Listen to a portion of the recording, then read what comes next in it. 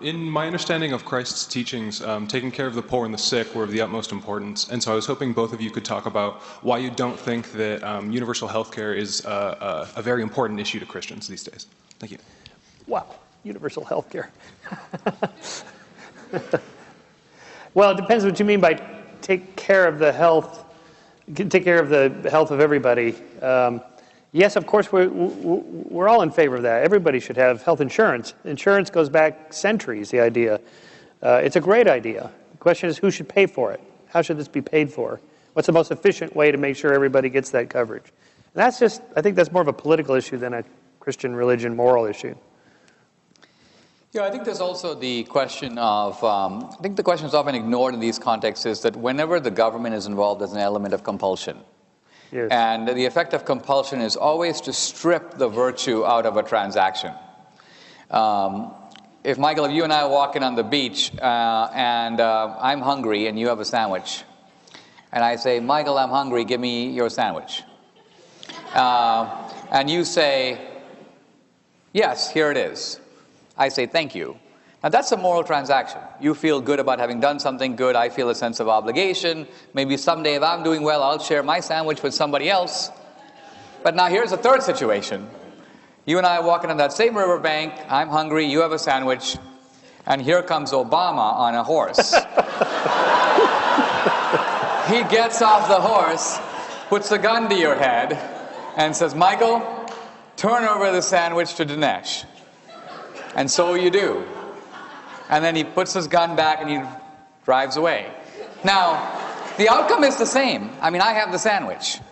But the moral content of that transaction is completely different. You deserve no moral credit. You didn't give willingly. I don't even feel a sense of gratitude. I feel a sense of entitlement. I feel that you actually owe me 7 sandwiches, but you only gave me 1.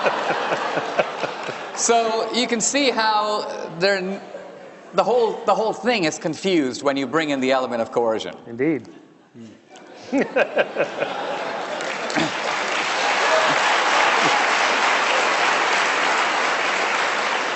I should point out, just for the other side, their argument is that, for example, if we need to fund the military to protect our liberties from foreign countries, and you say, well, but that's an element of coercion, and you're going to take my taxes at the point of a gun and fund these military, and I don't want to do it, and the government shouldn't do that, then we're not going to have a military, and then we're going to be invaded, and then somebody else is going to put a gun to your head. Either way, there's going to be a certain element of coercion.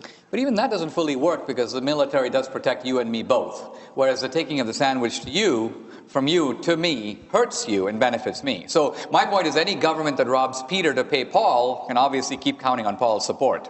Yes. That's the problem. Okay, let's move to the next question. Mr. D'Souza, you began with humans are bent or inherently morally imperfect. In the sandwich reference, you presumably believe that Obama should not hold the metaphorical gun to Sherman's head, that he will share that sandwich freely. If humans are not inherently moral, how is this a valid expectation, and why should Obama not hold the gun to Sherman's head, so to speak?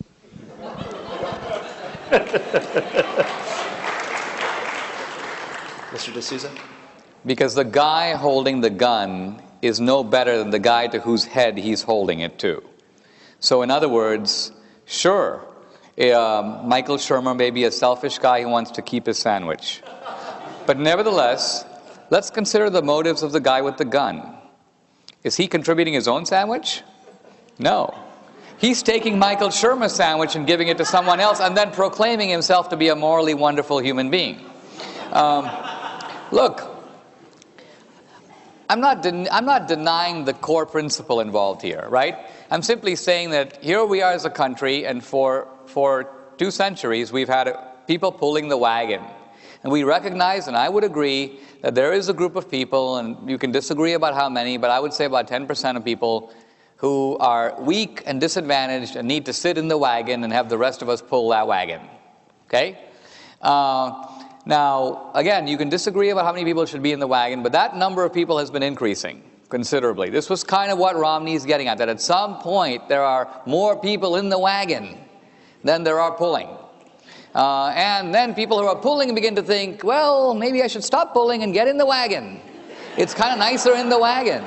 And what my criticism of Obama is, instead of saying, listen, I really want to thank the people who are pulling the wagon, he goes, the people who are pulling the wagon are greedy, selfish, and materialistic. And the people sitting in the wagon are wonderful. He is morally demonizing the wagon pullers and championing the superior morality of the guys who are sitting in there. And all I'm saying is this is an inverted morality.